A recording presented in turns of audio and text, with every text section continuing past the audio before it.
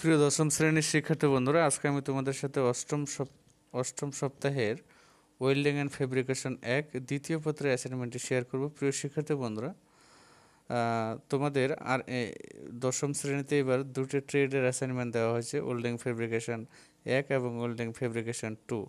দুটিরই দ্বিতীয় পত্রে অ্যাসাইনমেন্ট দেওয়া হয়েছে। তো আজকে আমি তোমাদের সাথে ওয়েল্ডিং অ্যান্ড ফেব্রিকেশন এক এই অ্যাসাইনমেন্টটি সমাধান করব এবং পরবর্তী সমাধানটি পেতে তোমাদেরকে একটি টার্গেট পূরণ করতে হবে।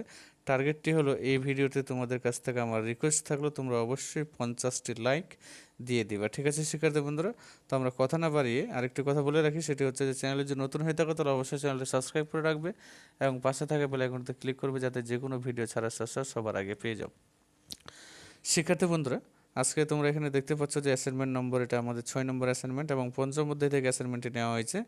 আর এখানে তোমরা দেখতে পাচ্ছ অ্যাসাইনমেন্টের বিষয় ওয়েল্ডিং অ্যান্ড ফেব্রিকেশন এক এবং অ্যাসাইনমেন্টের নাম দেওয়া আছে আর্ক ওয়েল্ডিং পোলারাইটের ব্যবহার পরিচিতকরণ। এটা তোমরা অ্যাসাইনমেন্টের নামের জায়গায় লিখবা। ঠিক আছে শিক্ষার্থী বন্ধুরা, তো চলো আমরা প্রশ্নপত্রটি একটু দেখি যে আমাদেরকে 4 মার্ক পেতে হলে কি করতে হবে। লক্ষ্য করে দেখো, এখানে বলা হচ্ছে যে আর্ক ওয়েল্ডিং এর পোলারিটির গুরুত্বগুলি ধারাবাহিকভাবে বিস্তারিত বিবরণ সহ লিখলে আমাদেরকে 4 মার্ক দেওয়া হবে। অর্থাৎ এখানে কিন্তু অনেকটুকু বিষয় আমাদেরকে লিখতে হবে। তো চলো আমরা বই থেকে তোমাকে দেখিয়ে দিচ্ছি যে কতটুকু বিষয় লিখতে হবে। অবশ্যই সময় নিয়ে একদম যেভাবে বলবো ঠিক সেভাবে লেখার চেষ্টা করবে, তাহলে 4 মার্ক পেয়ে যাবে। শিক্ষার্থী বন্ধুরা, আমরা যদি বইয়ের দিকে একটু লক্ষ্য করে দেখি তাহলে আমরা যেমনটি অ্যাসাইনমেন্টের প্রশ্নপত্রে দেখলাম ঠিক সেভাবে অ্যান্সার করার চেষ্টা করব।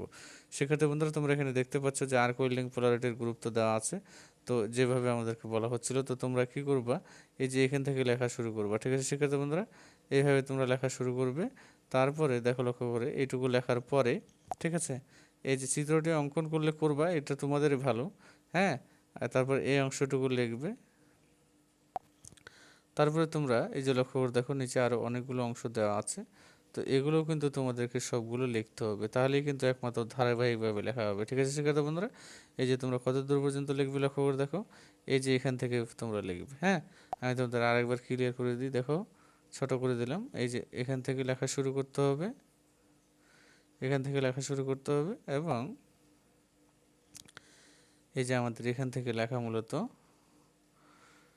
শেষ হবে। ঠিক আছে শিক্ষার্থী বন্ধুরা, এটা ছিল আমাদের প্রথম স্টেপ। হ্যাঁ, এবার চলো আমরা দ্বিতীয় স্টেপটি দেখে আসি। শিক্ষার্থী বন্ধুরা, তোমরা যদি লক্ষ্য করে দেখো, তো এখানে আমরা দেখতে পারবো যে পোলারিটির শ্রেণীবিন্যাসগুলি ধারাবাহিকভাবে বিস্তারিত বিবরণ সহ লিখলে, এটাও আমাদের অনেক বড় আকারে লিখতে হবে, এটা তোমরা হেডলাইন আকারে লিখবা। তো শিক্ষার্থী বন্ধুরা, চলো উত্তরপত্রটি দেখে নেওয়া যায়। প্রিয় শিক্ষার্থী বন্ধুরা, তোমরা যেমনটি অ্যাসাইনমেন্টের প্রশ্নপত্র দেখলে এবং এখানে উত্তরটি দেখতে পাচ্ছ যে পোলারিটির শ্রেণীবিন্যাস উল্লেখ করতে হবে, আমাদেরকে চিত্র সহকারে বর্ণনাগুলো লিখতে হবে। ঠিক আছে শিক্ষার্থী বন্ধুরা, অবশ্যই চিত্র হবে। তো আমরা সকলেই হয়তো জানি যে পোলারিটিকে মূলত দুটি ভাগে ভাগ করা হচ্ছে, একটা হলো স্ট্রেট পোলারিটি এবং একটা হলো রিভার্স পোলারিটি। আর তোমরা যদি আরও একটু ভালো লক্ষ্য করে দেখো, এই অ্যাসাইনমেন্টের হুবহু প্রশ্ন কিন্তু মানে এই গত সপ্তাহের যে অ্যাসাইনমেন্ট সেখানেও কিন্তু লিখতে বলা হয়েছিল, তবে একটু ডিফারেন্স আছে।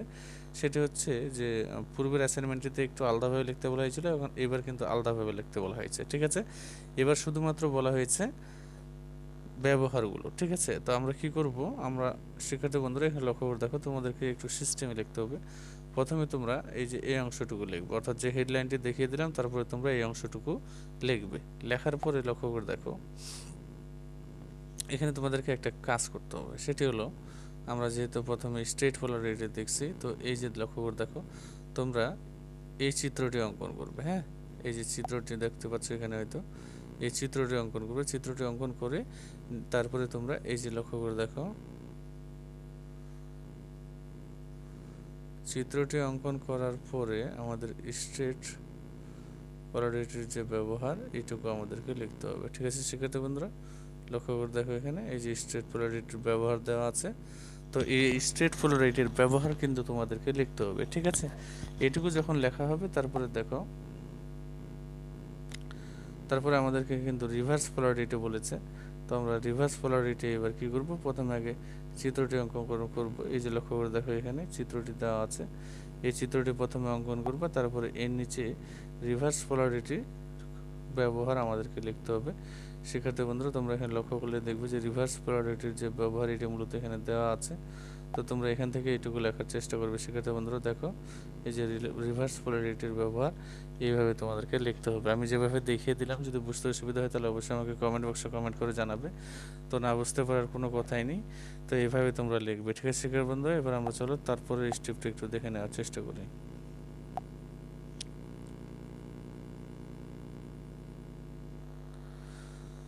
তো প্রিয় শিক্ষার্থী বন্ধুরা, এখানে লক্ষ্য করে দেখো আমরা যে উত্তরটি দিলাম, ঠিক আছে। তো এখানে লক্ষ্য করে দেখো উত্তরটির ক্ষেত্রে একটু কাজ করতে হবে। সেটি হচ্ছে যে আমরা যেটির উত্তর করেছি সেটি কিন্তু তৃতীয় স্টেপের হয়েছে। হ্যাঁ, এটার উত্তর আমরা করেছি, এবার আমরা এটির উত্তর করব। হ্যাঁ, এটুকুর উত্তর আমাদেরকে করতে হবে। তো আমাদের বলছে যে পোলারিটির শ্রেণীবিন্যাসগুলি ধারাবাহিকভাবে বিস্তারিত লিখলে। তো প্রিয় শিক্ষার্থী বন্ধুরা, চলো আমরা এই প্রশ্নটির এবার উত্তর দেখে নিই। তোমরা আমি যেভাবে দেখিয়ে দিলাম ওইভাবে লিখতে পারো, অথবা সিরিয়াল মেনটেন করে প্রথমটা প্রথমে, তারপরে শেষেরটা মধ্যে, তারপরে দ্বিতীয়টা শেষে, এইভাবে লিখতে পারো। অথবা আমি যেভাবে দেখিয়ে দিলাম ঠিক সেভাবে লিখলেও কোনো সমস্যা নেই। এখানে ধারাবাহিক মেনটেন করাটা কোনো বিষয় না। ঠিক আছে। তো চলো আমরা এবার পোলারিটির যে শ্রেণীবিন্যাসগুলি দেখে নিই। একই জিনিস আমাদেরকে লিখতে হবে, শুধুমাত্র এখানে চিত্রগুলা দেব না। ঠিক আছে শিক্ষার্থী বন্ধুরা, চলো আমরা বই থেকে একটু দেখে নেওয়ার চেষ্টা করি। তো আমরা যদি একটু লক্ষ্য করে দেখি তাহলে এখানে আমরা দেখতে পাবো যে পোলারিটির শ্রেণীবিন্যাস দেখা যাচ্ছে। তো এখানে কি করতে হবে, এখানে হুবহু 5.2 কথাটুকু বাদ দিয়ে তোমরা এই যে আমি তোমাদের বলে দিই, এই লাইনটা লেখার দরকার নেই, হেডলাইন হিসেবে তোমরা নির্দেশকটা লিখবা। তারপরে লক্ষ্য করে দেখো হেডলাইনটা লিখলে এইভাবে তোমরা এখানে এইটুকু অংশ লিখবে। ঠিক আছে, অর্থাৎ এখন তোমাদেরকে ডাইরেক্ট একদম বাংলাগুলো সব এই যে লক্ষ্য করে দেখো এইটুকু লিখবে, এই লেখাটুকু।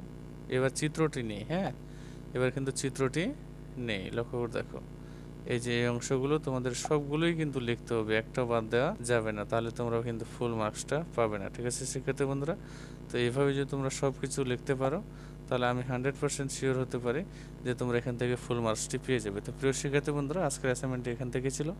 যদি ভিডিওটি ভালো লাগে তাহলে অবশ্যই একটি লাইক করে দেবা, কারণ 50টি লাইকটি টার্গেট পূরণ হয়ে গেলেই কিন্তু সাথে সাথে দ্বিতীয় যে পত্রের অ্যাসাইনমেন্ট অর্থাৎ ওয়েল্ডিং অ্যান্ড ফেব্রিকেশন যে 2 এটি আপলোড করে দেবো। তো প্রিয় শিক্ষার্থী বন্ধুরা, সবাই ভালো থেকো, সুস্থ থাকো। আর যারা এখনও সাবস্ক্রাইব করেনি তারা সাবস্ক্রাইব করে আমাদের সদস্য হয়ে যাও। প্রিয় শিক্ষার্থী বন্ধুরা, আজকে এখান থেকে সবাই ভালো থেকো, সুস্থ থাকো। খুদা হাফেজ।